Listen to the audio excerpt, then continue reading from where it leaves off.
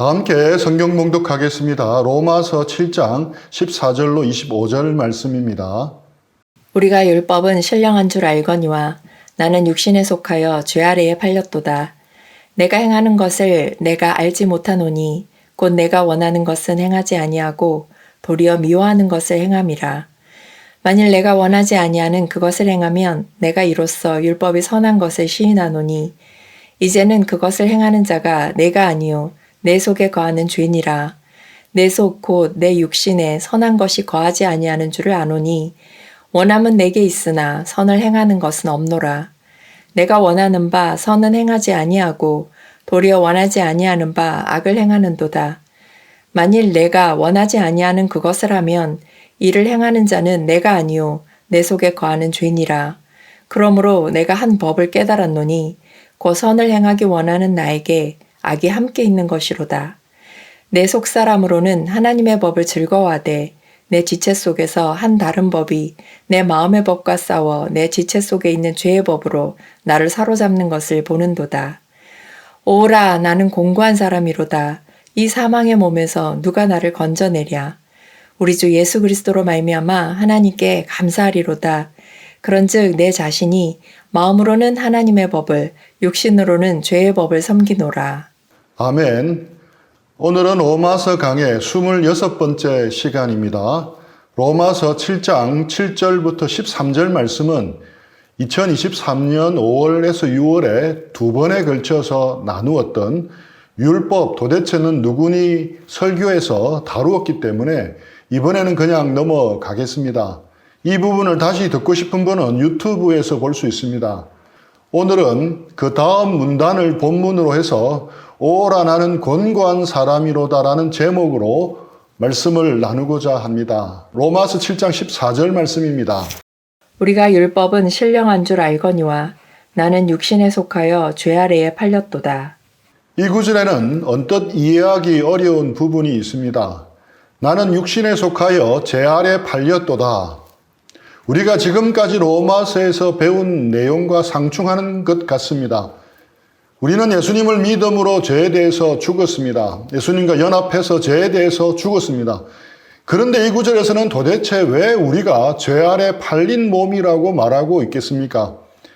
이 구절을 헷갈리지 않고 제대로 이해하려면 로마서 6장 6절에 나오는 두 단어를 바로 알아야 합니다. 6장 6절입니다. 우리가 알거니와 우리의 옛사람이 예수와 함께 십자가에 못 박힌 것은 죄의 몸이 죽어 다시는 우리가 죄에게 종노릇하지 아니하려 함이니. 옛사람이 나오고 죄의 몸이 나옵니다. 이 옛사람과 죄의 몸은 같은 의미이겠습니까? 아니면 완전히 다른 의미이겠습니까? 옛사람과 죄의 몸은 다릅니다. 전혀 다릅니다. 옛사람과 죄의 몸, 이 두 단어를 구분할 수 있으면 모든 문제가 쉽게 풀립니다. 옛사람은 죄의 몸을 의미하지 않습니다. 옛사람은 아담 안에 있었던 옛 인간입니다. 아담 안에 있던 옛사람은 우리가 예수님을 믿음으로 예수님과 함께 십자가에서 죽었습니다. 이때 우리의 옛사람이 죽었습니다. 결코 죄의 몸이 죽은 것은 아닙니다. 죄의 몸은 육신입니다. 부패한 본성을 말합니다. 이 죄의 몸은 십자가에서 죽지 않고 여전히 우리 속에 남아 있습니다. 우리의 옛사람이 죽었지만 여전히 우리가 죄를 짓게 되는 이유가 바로 여기에 있습니다. 우리 속에 죄의 몸은 여전히 존재합니다. 그 죄가 여전히 우리 육신 속에서 역사해서 계속 폭군 노릇을 하고 있는 것입니다.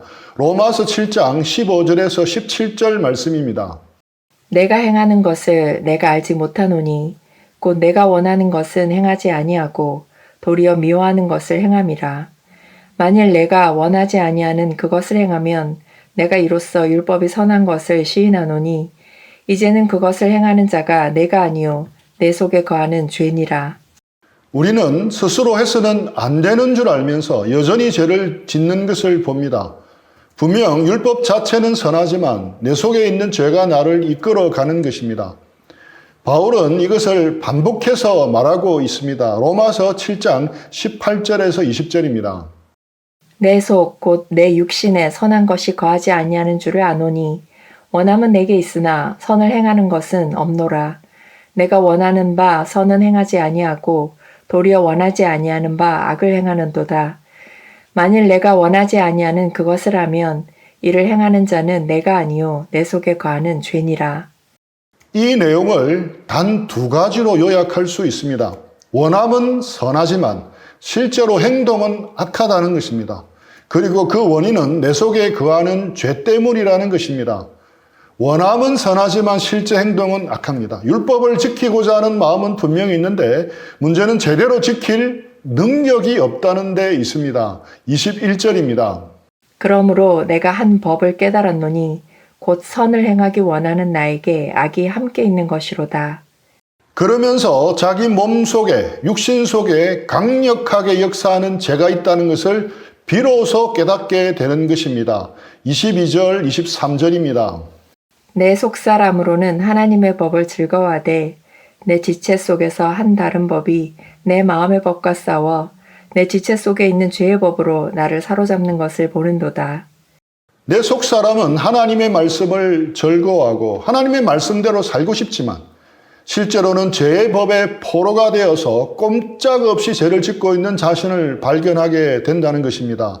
24절 말씀입니다. 오라 나는 곤고한 사람이로다. 이 사망의 몸에서 누가 나를 건져내랴. 그래서 나는 비참한 사람, 곤고한 사람이라고 고백하는 것입니다. 도저히 해결할 수 없어 보이는 이 죄의 몸, 죽음의 몸에서 어떻게 벗어날 수 있을까 하고 한탄하는 것입니다. 과거 부산에서 캠퍼스 팀 모임을 인도하는데 처음 믿기 시작한 형제 한 명이 나오기 시작했습니다. 그 형제가 모임 시간 중에 질문을 하나 했습니다. 간사님, 우리가 하나님의 말씀을 따라 100% 순종하며 산다는 것이 도대체 가능한 일입니까? 거의 불가능한 것 아닙니까? 하면서 호주에서 온 친구 이야기를 꺼냈습니다. 그 친구는 호주에 갔다가 거기서 예수님을 믿고 신앙이 뜨거워졌고 방언까지 했습니다. 그런데 한국에 돌아온 지 이제 겨우 10일 정도 지났는데 신앙이 완전히 가라앉아 버렸습니다. 그것 때문에 스스로도 힘들어하고 있다고 했습니다. 그러면서 말씀대로 사는 것이 가능할까 하는 고민을 털어놓았습니다. 제 의견을 듣고 싶다고 했습니다. 다른 형제들도 알아야 할 내용이어서 다른 형제들이 답을 이야기할 기회를 먼저 주었습니다.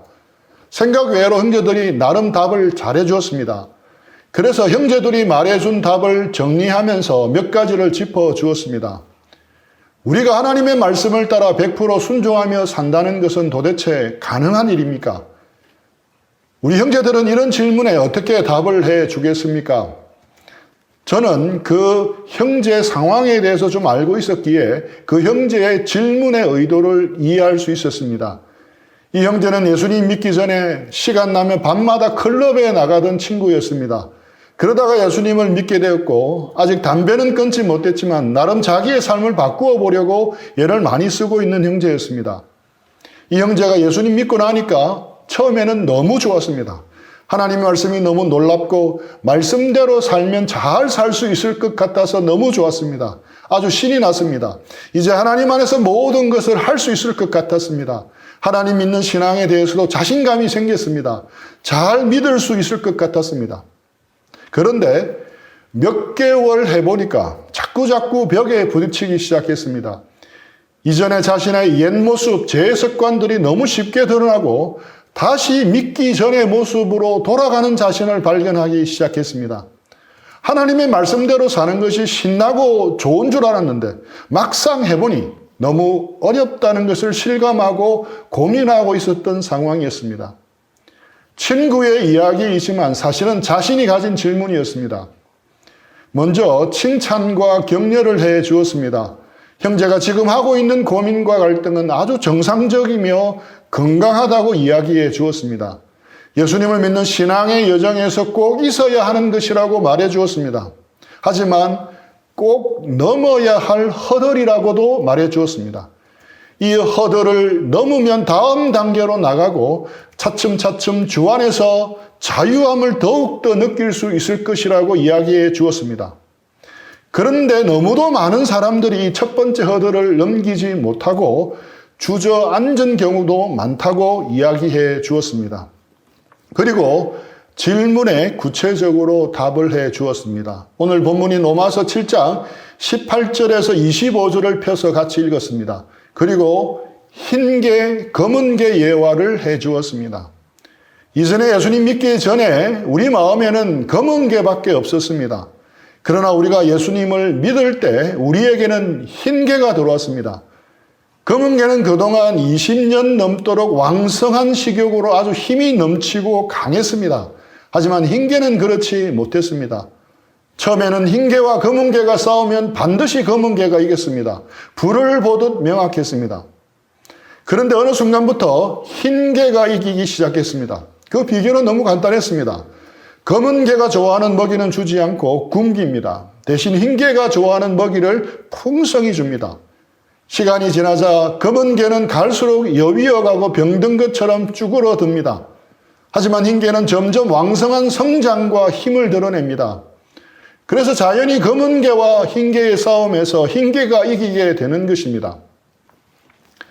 일전에 한국 마사회 조련사와 도박사들의 커넥션으로 승부를 조작한 사건이 있었습니다. 그 사건 전말은 간단했습니다. 1위 우승 후보의 말들에게 먹이를 줄이고 저질 먹이를 줍니다. 그리고 배팅을 약속한 말에게는 양질의 먹이를 줍니다.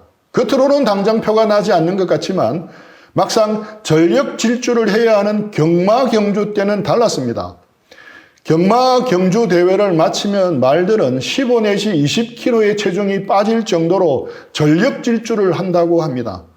그래서 막판에 가면 미세하지만 결국은 스퍼트낼 힘이 없기 때문에 역전당하고 마는 것입니다. 이 예화를 이야기해 주면서 오늘의 본문을 설명해 주었습니다. 예수님을 믿은 우리에게는 흰개처럼 선을 절구하고 행하고자 하는 마음이 있습니다. 또한 검은 개처럼 내가 원치 않는 죄를 짓고자 하는 마음도 있습니다. 그런데 이 둘이 싸우면 늘 검은 개가 이깁니다. 그래서 늘 죄의 법 아래 사로잡히게 됩니다. 검은 개의 세력 때문에 죄의 법 아래 사로잡혀 있는 자신의 모습을 탄식하고 있습니다. 이 고백은 다른 사람도 아닌 사도 바울의 고백입니다. 그렇다면 하물며 우리는 어떻겠습니까? 로마서 7장 24절입니다. 오라 나는 공고한 사람이로다. 이 사망의 몸에서 누가 나를 건져내랴. 이 이야기는 로마 시대의 십자가 형벌에 버금가는 끔찍한 형벌을 염두에 둔 말입니다.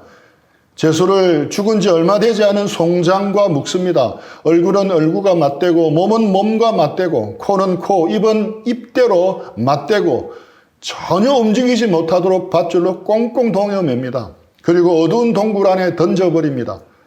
제수는 자기 바로 코앞에 있는 죽음을 보면서 두려움과 공포심 가운데 굶어 죽거나 시독이 올라 죽어가게 되는 것입니다. 이 형벌을 바울이 염두에 두고 한 표현입니다. 죄와 사망의 법에 꽁꽁 묶여있는 우리의 모습을 표현한 것입니다. 도저히 헤어나오려고 해도 헤어나올 수가 없습니다. 위대한 사도 바울도 그랬는데 형제는 오죽하겠는가? 라고 그 형제에게 물었습니다. 그런데 그 다음 구절에 반전이 있습니다. 25절입니다. 우리 주 예수 그리스도로 말미암아 하나님께 감사하리로다. 그 반전은 바로 예수 그리스도입니다. 죄와 사망의 법 아래 꽁꽁 매여 죽음과 멸망에 이를 수밖에 없지만 예수님이 나타나신 것입니다. 우리가 예수님을 믿고 구원받습니다. 이제는 하나님의 말씀대로 살면 잘 살 수 있을 것 같습니다. 열심히 말씀대로 해보려고 합니다. 잘 될 때도 있지만 잘 안 될 때가 더 많습니다. 말씀을 더 배우고 알면 알수록 이게 말씀대로 산다는 것이 장난이 아님을 알게 됩니다. 말씀 배우는 것 자체가 오히려 짐이 됩니다. 잘 지키지도 못할 말씀, 배우기만 하는 자신의 모습이 위선자로 느껴지기 시작합니다. 그것이 남모르는 고민이 되어 어느 날 난 더 이상 위선자로 살 수 없어. 기독교 신앙은 나에게 맞지 않는 것이야 하고 신앙을 떠나갑니다. 이렇게 신앙을 떠나가는 사람들을 참 많이 보았습니다. 하지만 그때 바라보아야 할 분이 바로 예수님입니다. 그때 정말로 붙들어야 할 분이 예수님인데 그것을 놓치는 것입니다. 우리는 본질상 죄인입니다. 뼛속까지 죄인입니다. 우리 속에는 선한 것이 없습니다. 위스키 공장이든 막걸리 공장이든 도수 높은 밀주를 만들어내는 공장이든 모든 술 공장은 술을 만들어냅니다. 정도의 차이는 있지만 모두 술을 만들어냅니다. 마찬가지로 우리는 정도의 차이는 있지만 우리는 모두 죄의 공장입니다. 우리가 살아가면 공장이 돌아가고 그 결과 죄가 생산되는 것입니다. 술 공장에서 절대로 건강에 좋은 주스가 나올 리가 없습니다. 마찬가지로 우리 인생이라는 죄 공장에서 좋은 것이 나올 리가 없습니다. 형편없는 죄인인 내 모습이 정말 밉지만 그것을 인정해야 합니다. 저도 예수님 믿기 전부터 흔히 말하는 범생 출신이었습니다. 하지만 예수님을 믿고 나서 시간이 지남에 따라 제가 정말 죄인이고 형편없는 존재임을 점점 더 깨닫게 되었습니다. 그것이 참 고통스러웠습니다. 또 내가 죄를 지었어. 또 죄의 습관에 져버렸어. 난 어쩔 수가 없어. 난 안 돼. 이것은 사실 죄에 대해서 자책하는 모습인 것 같습니다. 하지만 사실 이것은 굉장히 교만한 마음이고 교만한 말입니다. 왜 그렇겠습니까? 당연한 것을 새삼스럽게 말하고 있기 때문입니다. 원래 제 공장이 내가 숨쉬고 살아가면 제 공장이 돌아가면 죄가 생산되는 것이 당연한 것입니다. 그런데 원래는 전혀 그렇지 않은 것처럼 새삼스럽게 말하면 안 되는 것입니다. 우리 모두는 죄인입니다. 나태주 시인의 시처럼 풀꽃은 자세히 보아야 예쁩니다. 오래 보아야 사랑스럽습니다. 하지만 사람은 그렇지 않습니다. 특히 자기 자신은 그렇지 않습니다. 자세히 보면 볼수록 죄인입니다. 오래 보면 볼수록 죄인입니다. 이렇게 자신 속에 있는 더럽고 추한 모습, 뼛속까지 이기적인 모습을 보기 시작하고 깨닫기 시작한다면 정말 감사한 일입니다. 참으로 놀라운 은혜입니다. 이 단계까지 오면 우리는 두 개의 갈림길 앞에 서게 됩니다. 먼저는 자책하고 난 가망이 없어 하고 신앙을 포기할 수도 있습니다. 반면에 그래 난 정말 죄인이야. 그래서 예수님이 그 누구보다도 더 필요해 하고 예수님을 더욱 붙잡을 수 있습니다. 우리는 후자를 선택해야 합니다. 우리는 우리의 연약함과 죄된 모습을 자책하거나 포기하지 말고 예수님을 바라보아야 합니다. 내 죄악된 모습만 보는 것이 아니라 이런 나를 품고 계신 예수 그리스도를 바라보아야 합니다. 로마서 8장 1절 말씀입니다.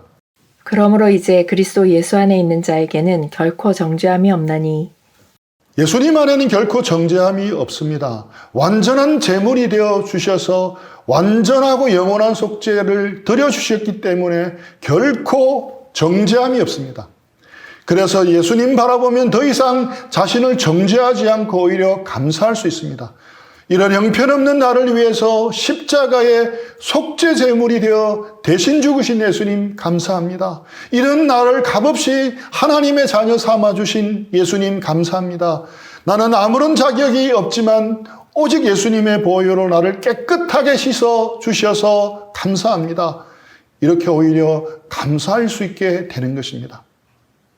이런 태도의 변화가 있을 때 우리는 신앙의 첫 번째 허들을 넘을 수 있고 더 도약할 수 있는 자리에까지 나아가는 것입니다. 그리고 나서 이제 해야 할 일은 무엇입니까? 바로 검은 개가 좋아하는 것을 멀리하는 것입니다. 죄의 습관을 멀리합니다. 좋지 못한 습관을 멀리합니다. 죄를 생각나게 하는 것들을 멀리하는 것입니다. 그리고 흰 개가 좋아하는 것을 해야 합니다. 흰 개는 말씀을 좋아합니다. 흰 개가 좋아하는 말씀을 읽습니다. 말씀을 암송하고 묵상합니다. 기도 노트를 적고 기도응답 받은 것을 기록하며 기도하는 것을 배웁니다. 교제에 힘씁니다. 흰 개가 아침에 일어나면 제일 먼저 하고 싶은 것은 큐티입니다. 이렇게 흰 개가 좋아하는 것을 하면 됩니다. 8장 2절 말씀입니다. 이는 그리스도 예수 안에 있는 생명의 성령의 법이 죄와 사망의 법에서 너를 해방하였음이라. 이제 그리스도 안에 있는 생명의 성령의 법이 나를 그렇게 올가매던 죄와 사망의 법에서 해방시켜 주었습니다. 조금 더 쉽게 설명해 보겠습니다. 우리는 중력의 지배를 받습니다. 이 지구상의 어느 곳에 있든지 우리는 중력의 법칙의 지배를 받습니다. 우리가 아무리 부인하더라도, 심지어 우리가 금식하고 철야기도를 하더라도 중력의 법칙에서 벗어날 수는 없습니다. 내가 아무리 성령 충만해도 아파트 옥상 난간에서 두 발을 모두 뗀다면 그 결과는 당연합니다. 왜냐하면 중력의 법칙의 지배를 받기 때문입니다. 그런데 과학자들에 의해 중력의 법칙을 거스리고 이길 수 있는 또 다른 법칙이 있다는 것을 알게 됩니다. 그것이 바로 양력의 법칙입니다. 이 원리에 의해서 비행기와 새가 하늘을 날 수 있습니다. 중력의 법칙의 지배를 받지 않고 비행기와 새가 하늘을 날 수 있는 것은 양력의 법칙입니다. 양력의 법칙이 중력의 법칙을 우선하는 것입니다. 마찬가지로 그리스도 예수 안에 있는 생명의 성령의 법이 죄와 사망의 법에서 우리를 해방시키는 것입니다. 하지만 비행기 조종사가 하늘을 날다가 엔진을 끄거나 새가 날개를 접는다면 어떻게 되겠습니까? 곧바로 중력의 법칙에 적용을 받게 됩니다. 그래서 사도 바울은 이야기합니다. 8장 12, 13절 말씀입니다. 그러므로 형제들아, 우리가 빚진 자로 돼 육신에게 져서 육신대로 살 것이 아니니라. 너희가 육신대로 살면 반드시 죽을 것이로되 영으로서 몸의 행실을 죽이면 살리니. 생명의 성령의 법이 우리를 죄와 사망의 법에서 해방시켜 주셨지만 여전히 죄의 법은 존재합니다. 그래서 우리는 계속 생명의 성령의 법의 지배를 받도록 해야 한다는 것입니다. 다른 표현을 빌자면 검은 개가 좋아하는 것을 멀리하고 흰 개가 좋아하는 것을 추구해야 합니다. 그래야 생명의 성령의 법의 지배를 받을 수 있습니다. 그 초신자 형제 친구는 방언이 터지는 경험 같은 일회성 영적 체험을 한 것 같습니다. 그 맛이 좋아서 뜨겁게 신앙생활을 하다가 그 체험이 오래 가지를 않으니까 곧 신앙이 식어버린 것입니다. 이에 대해 대답해 준 팀의 한 형제의 말이 아주 멋있었습니다. 신앙생활은 한두 번의 체험이 아니다. 신앙생활은 생활이다. 신앙은 체험이 아니고 삶이고 생활이라는 것입니다. 한두 번의 체험은 한두 번의 보약과도 같은 것입니다. 한두 번의 보약으로 검은 개를 이길 수는 없습니다. 그런데 그 느낌이 좋아서 할 수 있다고 생각하다가 큰 코 닥친 것이었습니다. 그래서 그 형제 친구에게 필요한 것은 더 이상 그런 일회성 체험만 추구하지 말고 기본적인 수레바퀴 삶을 배우고 익히는 것이라고 해 주었습니다. 그 형제에게도 흰개가 좋아하는 것들을 열심히 하자고 했고 말씀을 배우고 함께하기를 권면해 주었습니다. 팀 모임 마치고 돌아가는 길에 지하철까지 차를 태워주었는데 오늘 말씀 주신 것이 너무 감사하다고 해서 큰 격려가 되었습니다. 저도 주님께 감사가 되었습니다. 구원받은 우리가 우리 육신 속에 있는 죄와 싸우는 전쟁은 결코 만만한 전쟁이 아닙니다. 때로는 넘어지기도 하고 실패하기도 합니다. 아이가 누워만 있을 때는 결코 넘어지지 않습니다. 하지만 아이가 서기 시작하고 걷기 시작하면 넘어지기 시작합니다. 우리 아들이 첫 발을 띄고 몇 걸음 뛰었을 때 우리 부부는 너무너무 기뻐서 물개 박수 치면서 환호성을 질렀습니다.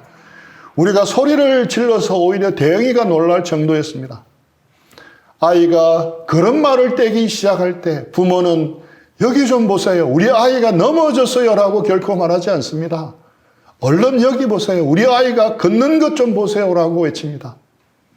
놀라운 사실은 우리가 예수님을 믿고 구원받은 후에는 우리가 죄와의 싸움에서 넘어진다는 것이 아니라 이 죄와의 싸움을 시작했다는 것입니다. 이 싸움을 시작했다는 것 자체가 우리가 주님께 속해 있다는 증거입니다. 그리고 넘어지는데도 개의치 않고 다시 일어나 걷는다는 것입니다. Already, but not yet. 우리의 구원이 완성된 것이 아니기 때문에 이 겹치는 시대에는 아직 죄의 능력이 강하기 때문에 우리가 항상 성공하는 것은 아닙니다.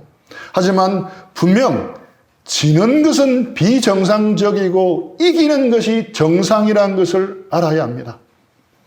수영을 배울 때 몸에 힘을 완전히 빼고 물에 몸을 맡겨야 하듯 우리는 우리 자신의 힘을 완전히 빼고 예수님께 몸을 맡겨야 합니다.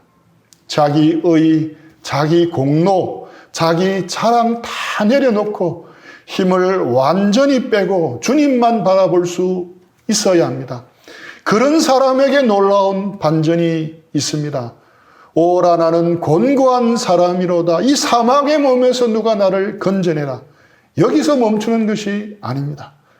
우리 주 예수 그리스도로 말미암아 하나님께 감사하리로다. 주님의 은혜를 온전히 누릴 수 있는 것입니다. 이런 주님의 은혜가 우리 모두에게 더욱 넘치게 부어지기를 축복하며 기도합니다. 우리 들은 말씀 생각하면서 잠시 기도하고 적용하는 시간들 가지겠습니다.